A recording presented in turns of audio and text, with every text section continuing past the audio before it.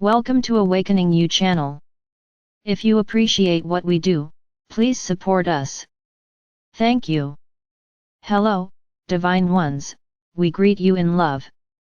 Today, we are so happy and excited to talk with you about your mindset, and today, we want to invite you to consider that the real way you create your life and you engage light skillfully is by creating the state, the conditions, the environment of your mind. You create your experience of your mind. Your mind has the capacity to be and to express in many different ways. Think of your mind as the combination of your brain and your eternal consciousness.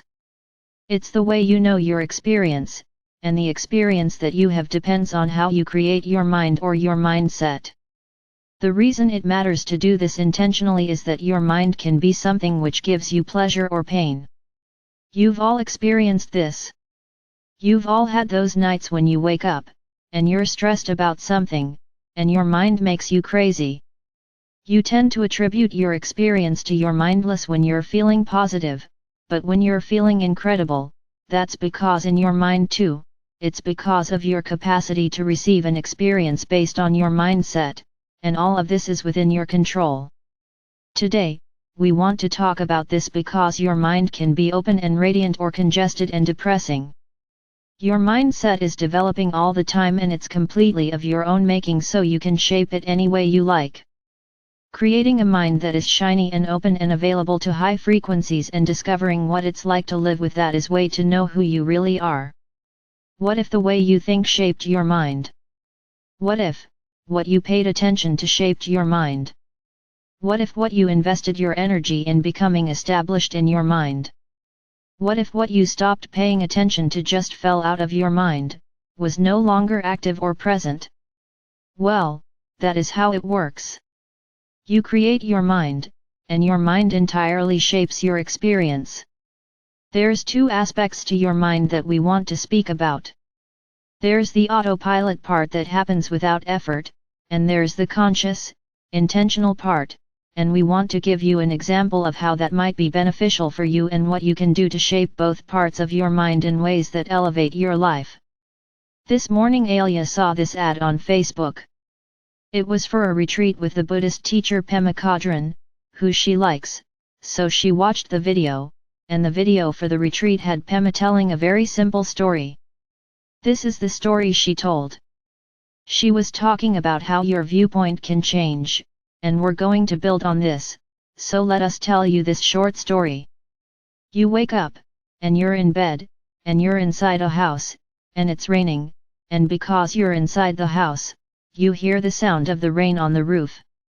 It's a very beautiful sound, and you've just woken up, and you hear the rain, and it fills you with peace and joy. Then she says, now, if you have an outdoor wedding plan for today, wouldn't your response be different?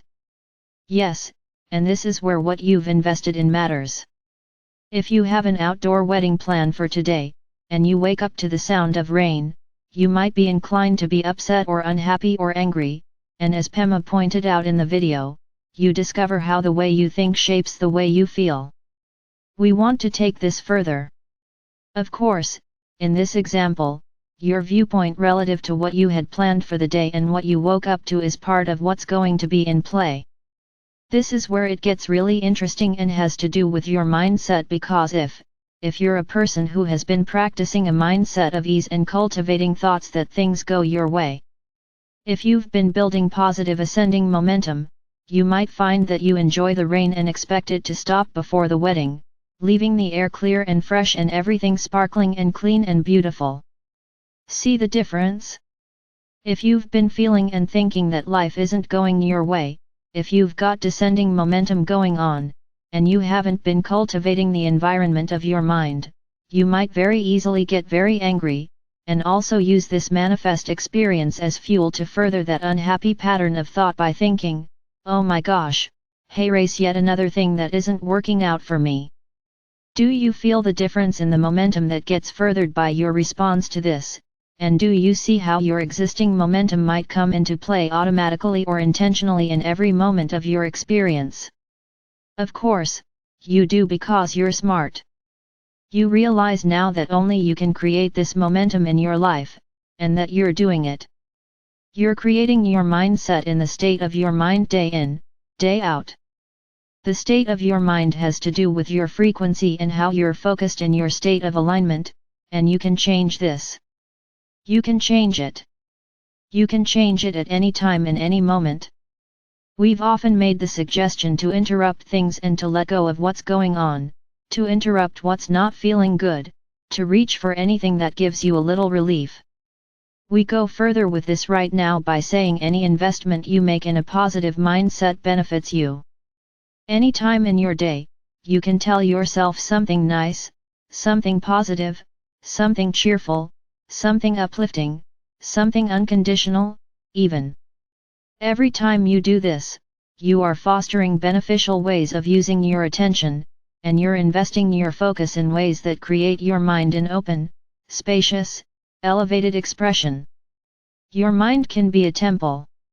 Your mind can be a temple, a beautiful light-filled space in which divine, high-frequency light flows in, and when your mind functions like this, you feel nourished and held, loved, supported, connected, resourced, abundant, free. Your mind can be the sanctuary of incredible steady empowerment. Your mind is capable of that. Your mind can give you a feeling of safety and stability. Your mind is capable of being created in a way that elevates and inspires you consistently.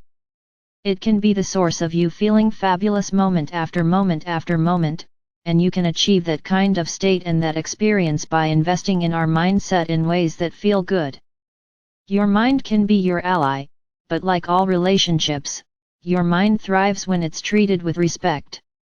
When you respect and understand the power of your mind, you use it to create an environment that is receptive and in accord, in harmony, in resonance with elevated frequencies, and you do this by thinking elevated thoughts.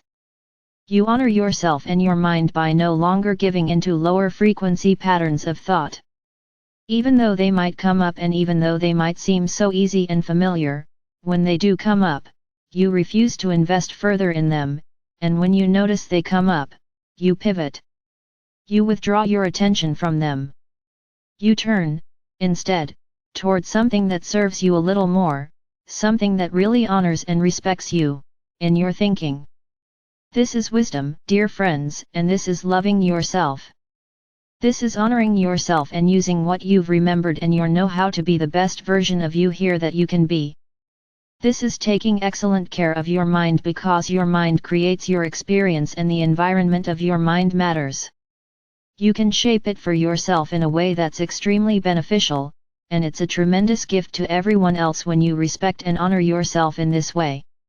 Of course, you're free to live in whatever way you choose, but we feel certain that given your tendency to co-create with us that you, too, are interested in being here as a conduit of clarity, as a beacon of light and joy, as a presence of fulfillment and love and coherence and clarity.